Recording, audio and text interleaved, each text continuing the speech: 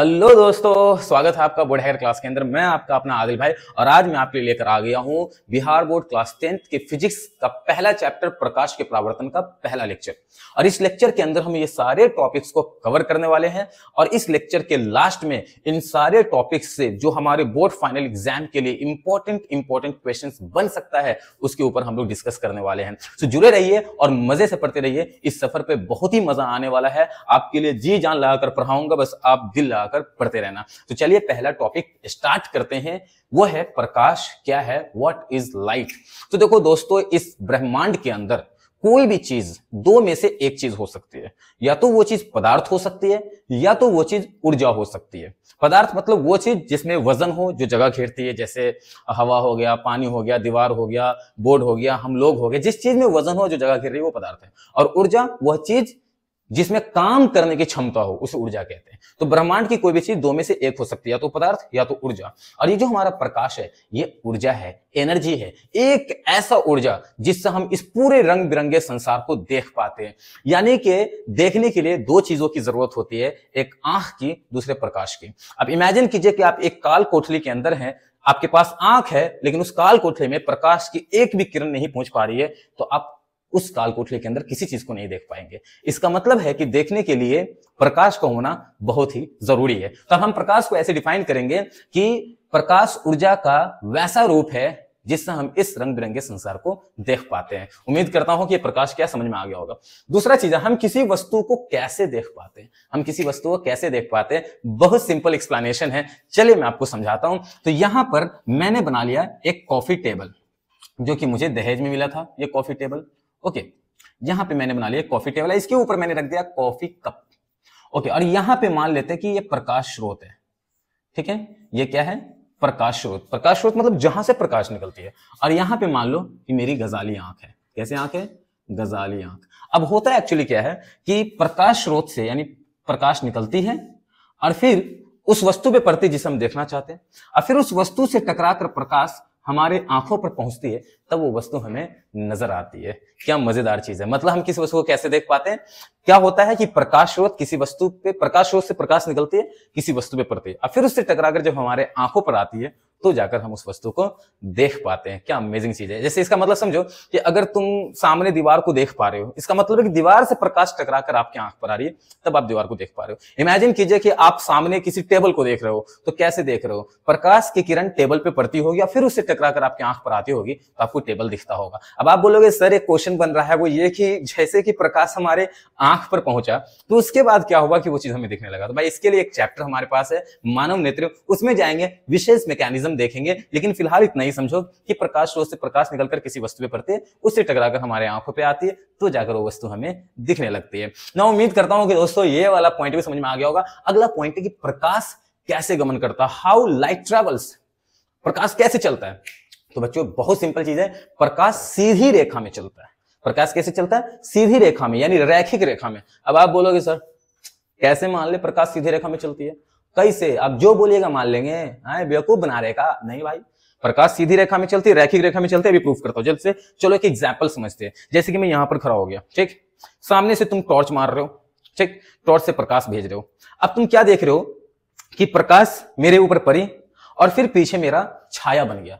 आखिर ये हुआ कैसे? देखो छाया कैसे बनता है कि किसी वस्तु के पीछे जितने रीजन में, जितने जगह में प्रकाश नहीं पहुंच पाता, वहां पे अंधेरा क्षेत्र बन जाता है, जिसको ही हम लोग छाया कहते हैं। तो भाई प्रकाश वहां पर क्यों नहीं पहुंच पाया? प्रकाश मुझ तक तो आया, लेकिन मुझ तक आने के बाद क्या हुआ? वो टकराकर लौट गया। क्यों लौट गया टकराकर? क्योंकि उसको आदत है सीधे चलने की। अगर टेढ़े चलने की आदत होती तो यहां से ऐसे निकलकर, यहां से ऐसे निकलकर पास कर जाता, और फिर जहां पे छाया बन रहा था, जहां पे अंधेरा क्षेत्र हो रहा था, वहां पे भी अंधेरा नहीं होता, वहां भी प्रकाश पहुंच जाता, और फिर वहां पे भी रोशनी वाला एरिया हो जाता, वहां छाया नहीं बनता। तो इससे ये साबित होता है कि प्रकाश सीधी रेखा में बनता है, क्योंकि क्या बन जाता है? छाया। और छाया क्यों बनता है? क्योंकि प्रकाश सीधी रेखा में गमन कर रहा है। अगर टेढ़ी बेरी रास्ते में गमन करता तो फिर प्रकाश न ब्लॉक होता, न पीछे क्षेत्र में प्रकाश रुक पाता, वहां भी पहुंच जाता। तो इसका मतलब है कि प्रकाश सीधी रेखा में गमन करता। और यहां पे देखो तुम्हें यह भी समझ में आएगी छाया कैसे बनता है। तो किसी वस्तु से जब प्रकाश ब्लॉक हो जाती है, उस वस्तु के पीछे जितने क्षेत्र में प्रकाश नहीं पहुंच पाता, वहां पे अंधेरा क्षेत्र बन जाता है, और उसी को हम लोग छाया कहते हैं। अब देखो एक इंटरेस्टिंग बात बताऊं, छाया का ना दो हिस्सा होता है। जैसे देखो, एक देखोगे ये हिस्सा होता है, एक ये हिस्सा होता है, ये काफी डार्क हिस्सा होता है। छाया के इस हिस्सा को हम बोलते हैं उम्बरा, ठीक है। और जो थोड़ा लाइट हिस्सा होता है छाया का, यानी का मतलब कि वो छाया तो है लेकिन कम छाया है, तो उसको बोलेंगे पेनुम्ब्रा। क्या इंटरेस्टिंग चीज बताया, अरे भाई इंपॉर्टेंट चीज है भाई। तो छाया का दो हिस्सा होता है, जो मेन डार्क हिस्सा होता है उसको उम्ब्रा कहते हैं, जो थोड़ा लाइट हिस्सा होता है उसको पेनुम्ब्रा कहते हैं। तो उम्मीद करता हूं कि प्रकाश सरल रेखा में गमन करता है, कैसे गमन करता है ये आपको समझ में आ गया। तो अब हम लोग बात करने वाले हैं प्रकाश की चाल, यानी स्पीड ऑफ लाइट के ऊपर बात करने वाली। ये भी जबरदस्त चीज है। देखो एक तो बात यह है कि दुनिया के अंदर सबसे फास्टेस्ट चलने वाली अगर कोई चीज है पूरे ब्रह्मांड में तो वो है प्रकाश, यानी स्पीड ऑफ लाइट। चलिए यहाँ पे सबसे पहले देखते हैं कि माध्यम क्या होता है। माध्यम दैट इज मीडियम। अब माध्यम क्या कहते हैं, प्रकाश जिस रास्ते से गुजरता है, जिस रास्ते से प्रकाश चलता है, तो प्रकाश के चलने वाले रास्ता को कहा जाता है माध्यम। जैसे हवा से प्रकाश गुजरता है तो हवा माध्यम है, पानी से प्रकाश गुजरता है तो पानी माध्यम है, फिर कांच से प्रकाश गुजरता है तो प्रकाश माध्यम है। जिस चीज से प्रकाश गुजर जाए उस रास्ते को हम लोग कहते हैं माध्यम। अब सबसे पहले देखते हैं हम लोग हवा की बात करते हैं। तो हवा या फिर निर्वात, निर्वात कहते हैं वैक्यूम, है ना, वैसी जगह जहां पे एयर हो ही नहीं। आप बोलेंगे सर कौन सी जगह ऐसी जहां एयर नहीं है, तो वो जो चांद है, चांद पर एयर नहीं होता है, तो उसको हम लोग बोलेंगे क्या, वैक्यूम, यानी कि निर्वात। तो हवा या निर्वात में सेम होती है प्रकाश की चाल 3 लाख किलोमीटर पर सेकेंड। 3 2 5 3 लाख किलोमीटर पर सेकेंड, या इसको ऐसे लिख सकते हैं 3 × 10⁸ मीटर पर सेकेंड। भाई हवा या फिर निर्वात में जो प्रकाश की चाल है वो 3 लाख किलोमीटर पर सेकेंड या 3 × 10⁸ मीटर पर सेकेंड होती है। अब हम लोग बात करने वाले हैं हवा के बाद हम लोग बात करते हैं पानी में प्रकाश की चाल। तो पानी में होती है 2,25,000 किलोमीटर पर सेकेंड, या इसी को लिखते हैं 2.25 × 10⁸ मीटर पर सेकेंड। अब बात करते हैं कांच की।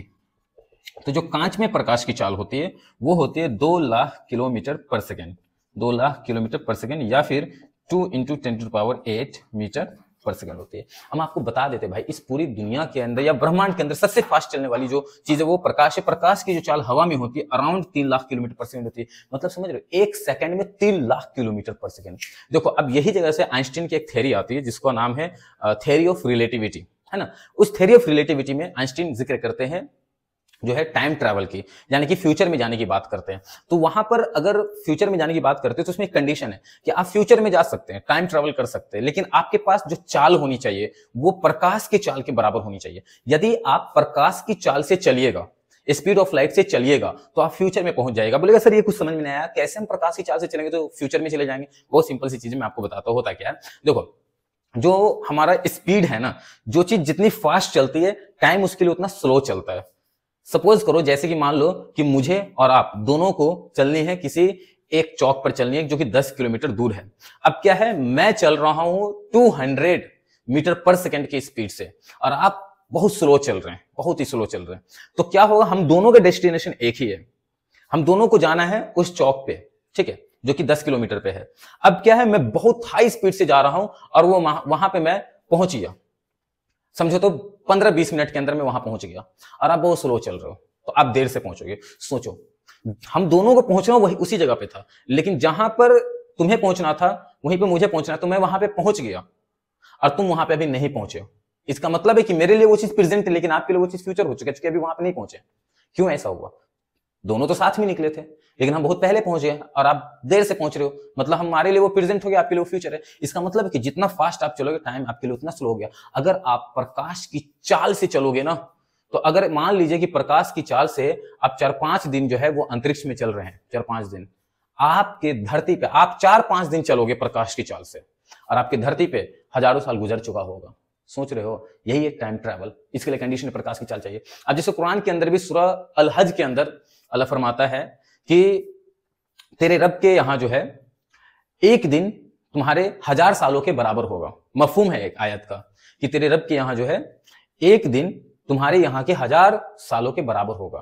तो यहां से भी साइंटिस्ट को कुछ इशारा मिल रहा है टाइम ट्रैवल का। तो समझ में आ रहा हो कि जितना कुछ इस फास्ट चलेगा टाइम उसके लिए उतना स्लो हो जाएगा। तो सोचो कि हम स्पीड ऑफ लाइट से चलेंगे तो हमारे लिए टाइम बहुत स्लो हो जाएगा, मेरे लिए, आपके लिए उसी हिसाब से टाइम चलेगा। तो मैं जो हूं क्या करूंगा, 1 घंटे में सालों का साल जो है वो पास कर जाऊंगा और फिर आऊंगा तो यहां बहुत ज्यादा टाइम पास हो चुका होगा। तो चलिए उम्मीद करता हूं कि प्रकाश की चाल आपको समझ में आ गई होगी। अब बात होता है कि प्रकाश किसका बना होता है, ये बहुत इंपॉर्टेंट चीज है। प्रकाश किसका बना होता है? तो प्रकाश किसका बना होता है, इस पे 2 बात आई। एक सिद्धांत कहता है कि प्रकाश कण का बना है और उस कण का नाम है फोटोन। उस कण का नाम क्या है? फोटोन। और एक सिद्धांत कहते हैं कि प्रकाश जो है वो तरंग का बना है और उस तरंग का नाम है विद्युत चुंबकीय तरंग। विद्युत चुंबकीय तरंग। तो यहां पर जो है प्रकाश किसका बना होता है, इस पे दो थ्योरी आती है। एक थ्योरी कहती है, एक सिद्धांत कहता है कि प्रकाश कण का बना है, प्रकाश सूक्ष्म कणों का बना होगा और उस कण का नाम है फोटोन, और फोटोन का मतलब होता है बंडल ऑफ एनर्जी। और एक सिद्धांत कहती है कि प्रकाश तरंग का बना है, जिस तरंग का नाम है विद्युत चुंबकीय तरंग। अब कैसे समझा जा सकता है कि प्रकाश किसका बना है? दो चीज है, एक कण का बना है, एक तरंग का बना है। तो देखो होता क्या है कि जब से हम प्रकाश जा रही है, अब प्रकाश के रास्ते में कोई बड़ी रुकावट आ जाती है तो प्रकाश उस वक्त कण वाले गुण में रहता है, उसे टकराकर लौट जाता है। लेकिन प्रकाश के रास्ते में कोई बहुत ही सूक्ष्म चीज आ जाए, बहुत छोटी चीज आ जाए, कण जैसी चीज आ जाए, तो फिर प्रकाश उस पर पड़ेगा तो वो टकराकर वापस नहीं आएगा, उसके कॉर्नर से मुड़कर निकल जाएगा। बिंदु ऐसी कोई चीज आ गई, कण डस्ट पार्टिकल्स आ गया प्रकाश के रास्ते में, तो प्रकाश फिर उससे टकराकर नहीं लौटेगा, फिर उसको क्या करेगा, उससे मुड़कर निकल जाएगा। तो यहां पर प्रकाश तरंग वाले गुण में है। अब इस चीज को बोलते हैं प्रकाश का विवर्तन, यानी डिफ्रैक्शन ऑफ लाइट कहते हैं। इसका मतलब है कि प्रकाश के अंदर दोनों गुण है, कण वाला भी गुण है, तरंग वाला भी गुण है। अब उस पर डिपेंड करता है कि वो कब कण वाले गुण में होगा, कब तरंग वाले गुण में होगा। डिपेंड करता है सिचुएशन सामने कैसा। अगर बड़ी रुकावट आ रही है तो प्रकाश कण वाले गुण में होगा। किसमें होगा? कण वाले गुण में। और उस वक्त हम कहेंगे प्रकाश फोटोन कण का है। और जब छोटी रुकावट होगी तो उस वक्त वो तरंग वाले गुण में होगा। तो प्रकाश के अंदर दोनों नेचर है। उम्मीद करता हूं कि प्रकाश किसका बना है समझ में आ गया होगा। अब बात करते हैं प्रदीप्त वस्तु। प्रदीप्त वस्तु क्या है? तो देखो, प्रदीप्त वस्तु कहते हैं वैसी वस्तु को जिसका खुद का प्रकाश हो या जो खुद से प्रकाश निकालती हो। निकालना मतलब उत्सर्जित करना। तो जिस वस्तु से खुद से प्रकाश उत्सर्जित होता है उस वस्तु को कहा जाता है प्रदीप्त वस्तु, ल्यूमिनस ऑब्जेक्ट। जैसे कि बल्ब हो गया, लैंप हो गया, कैंडल हो गया, समझे कि नहीं? जैसे कि सूरज हो गया, तारा हो गया, ये सब क्या है? ये सब प्रदीप्त वस्तु है, ल्यूमिनस ऑब्जेक्ट है। और फिर अप्रदीप्त वस्तु, तो अप्रदीप्त, अम का मतलब नहीं, प्रदीप्त का मतलब उससे प्रकाश निकलना, यानी जिस वस्तु से खुद से प्रकाश नहीं निकलता है उसको हम लोग बोलते हैं अप्रदीप्त वस्तु, यानी नॉन ल्यूमिनस ऑब्जेक्ट। जैसे कि ये बोर्ड हो गया, जैसे कि हम लोग हो गए, जैसे कि टेबल हो गया, जैसे चेयर हो गया, समझे? ये सब अप्रदीप्त वस्तु। जैसे कि चांद हो गया, चांद का खुद का रोशनी नहीं है, चांद खुद से प्रकाश उत्सर्जित नहीं करते है, वो भी अप्रदीप्त है। क्या होता है कि जब सूरज की जो प्रकाश है वो चांद से ट्रैवल करती है, तो चांद से जब टकराकर धरती पे आती है तो चांद पे भी उजाला दिखता है, लेकिन चांद का खुद का वो प्रकाश नहीं है। तो चांद भी अप्रदीप्त वस्तु है, ग्रह भी अप्रदीप्त वस्तु है, समझे कि नहीं? तो उम्मीद करता हूं अप्रदीप्त वस्तु समझ में आ गया होगा। अब बात करते हैं पारभासी वस्तु, पारदर्शी वस्तु। देखो तीन चीजें, पारदर्शी ट्रांसपेरेंट, पारभासी ट्रांसलूसेंट एंड अपारदर्शी ओपैक। तो पहले समझते हैं पारदर्शी। पारदर्शी वस्तु का मतलब जिस वस्तु से पूरा प्रकाश पार कर जाए।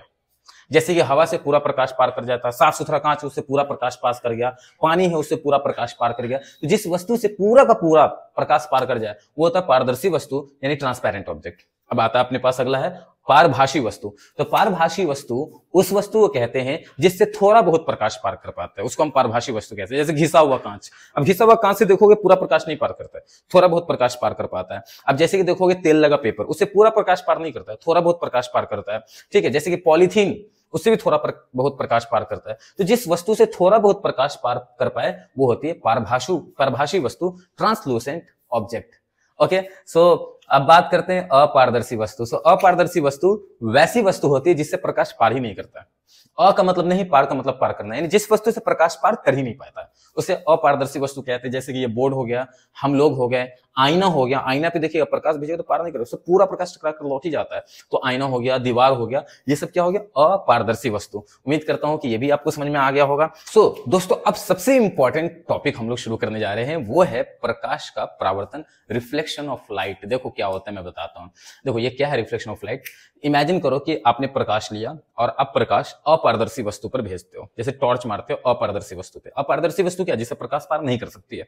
तो क्या होगा? प्रकाश उससे टकराकर लौट जाएगा और इस घटना को कहते हैं हम लोग प्रकाश का परावर्तन। अगर अच्छे से इसको डिफाइन करना तो आप ऐसे कह सकते हैं कि जब प्रकाश चिकनी और चमकीली सतह पे पड़ती है तो वो उससे टकराकर अपने ही माध्यम में, यानी जिधर से आ रही थी उधर ही अपने ही माध्यम में लौट जाती है और इस घटना को कहा जाता है प्रकाश का परावर्तन। अब आप बोलोगे सर किसी भी अपारदर्शी वस्तु से प्रकाश तो टकराकर लौट ही जाएगी, कोई भी अपारदर्शी वस्तु हो, लेकिन आप ऐसा क्यों कह रहे हैं कि जब प्रकाश चिकनी और चमकीली सतह पर पड़ेगी तो उससे टकराकर लौट जाएगी और इस घटना को प्रकाश का परावर्तन कहते हैं। तो देखो भाई, सिंपल है कि इमेजिन करो कि ये बोर्ड है, या फिर तुम इमेजिन करो कि तुम्हारे सामने एक आईना है और एक दीवार है। तुमने दोनों पर टॉर्च मारा, आईने पे टॉर्च मारा तो उसके अंदर फोटो बना, प्रतिबिंब बना, लेकिन दीवार पे तुमने टॉर्च मारा तो उस पर फोटो नहीं बना, जबकि परावर्तन यानी प्रकाश दोनों ही सतह से टकरा कर लौट रही है। ऐसा क्यों? तो रीजन ये है कि जो सतह है तुम्हारा दीवार, वो खुरदुरी सतह है, उससे पूरा का पूरा प्रकाश परावर्तित नहीं हो रहा है, इसलिए उसमें इमेज नहीं बन रहा, प्रतिबिंब नहीं बन रहा, जबकि आईना जो है वो पूरे प्रकाश को लौटा रहा है। इसे ये समझ में आता है कि सतह जितनी चमकीली और चिकनी होगी उससे उतना ज्यादा प्रकाश टकरा कर लौटेगा, है कि नहीं? तो इसीलिए हमने यहाँ पे डिफाइन किया है कि परावर्तन में सपोर्ट कर रहा है चिकनी और चमकीली सतह।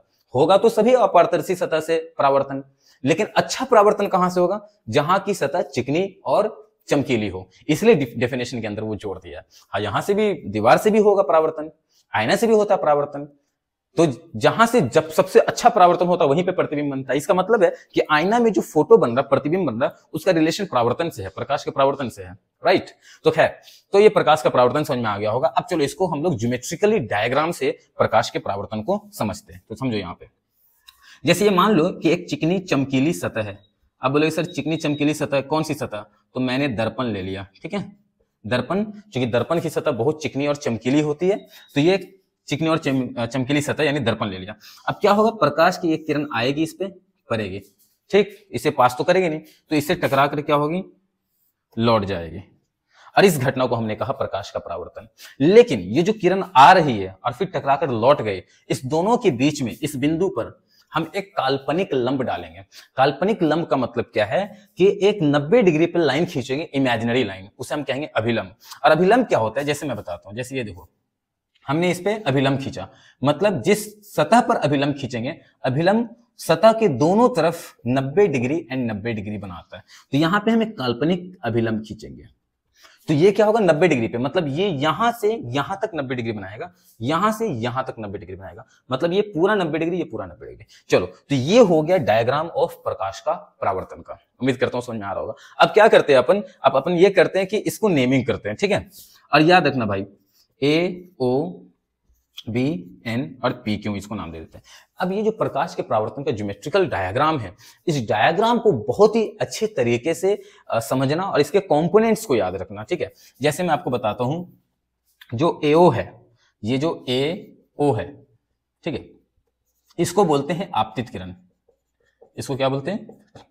आपतित किरण। इसको बोलते हैं इंग्लिश में incident ray, incident ray.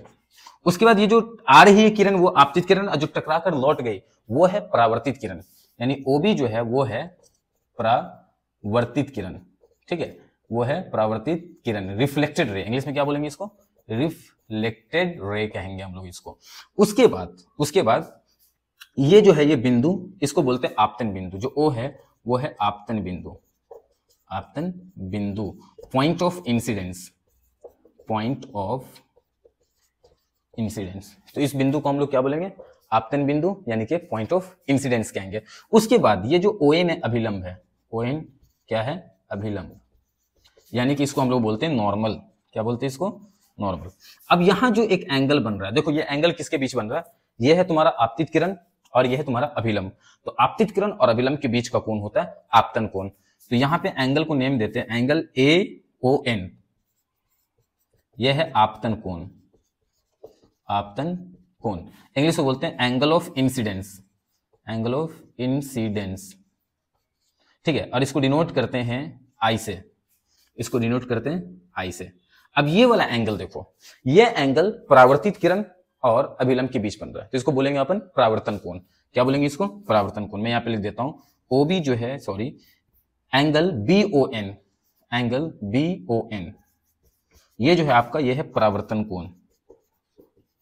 English में बोलते हैं इसको एंगल ऑफ रिफ्लेक्शन।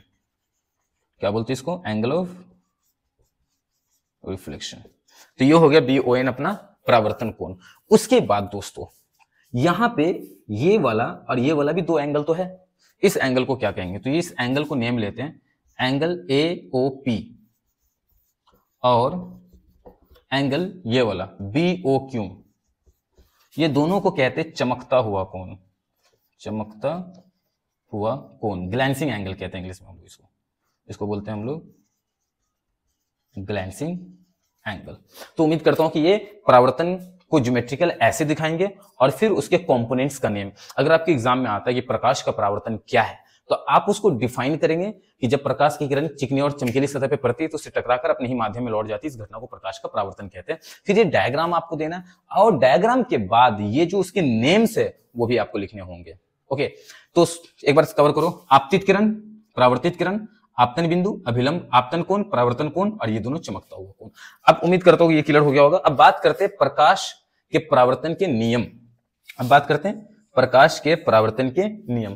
तो देखो, प्रकाश के परावर्तन का 2 नियम होता है। प्रकाश के परावर्तन के कितने नियम होते हैं? 2। पहला नियम मैं आपको बता रहा हूं। पहला नियम क्या है, खुद से देखो, ये आपतित किरण है, ये परावर्तित किरण है, समझिएगा। ये आपतित किरण है और ये परावर्तित किरण है और ये अभिलंब, तीनों सतह के एक बिंदु आपतन बिंदु पर है कि नहीं, और यही पहला नियम है। पहला नियम क्या कहता है कि आपतित किरण यानी ये वाली किरण और परावर्तित किरण और अभिलंब तीनों सतह के एक बिंदु आपतन बिंदु पर होगा। तो ये है परावर्तन का पहला नियम, याद कर लेना, एग्जाम में आता है, इंपॉर्टेंट है। प्रकाश के परावर्तन के दोनों नियम इंपॉर्टेंट है। तो क्या है पहला नियम कि आपतित किरण और परावर्तित किरण और अभिलंब तीनों सतह के एक ही बिंदु पर होगा, और इसे हम लोग कहते हैं प्रकाश के परावर्तन का पहला नियम। दूसरा नियम देखते हैं क्या कहता है। दूसरा नियम बहुत इजी है। दूसरा नियम जो कहता है वो ये कहता है कि ये वाला जो कोण है दैट इज आपतन कोण और ये है परावर्तन कोण, तो आपतन कोण बराबर होता है परावर्तन कोण के। ये है दूसरा नियम। उम्मीद करता हूं कि आपको समझ में आया होगा। अब कुछ चीजें यहाँ पे बच गई है जो भी कि देख लेते थोड़ा सा। एक चीज बच गया, प्रकाश पुंज या किरण पुंज। तो मैं ऐसे एक्सप्लेन कर देता हूं कि प्रकाश पुंज या किरण पुंज क्या होता है। तो देखो, प्रकाश के किरणों के समूह को हम प्रकाश पुंज कहते हैं। क्या कहते हैं?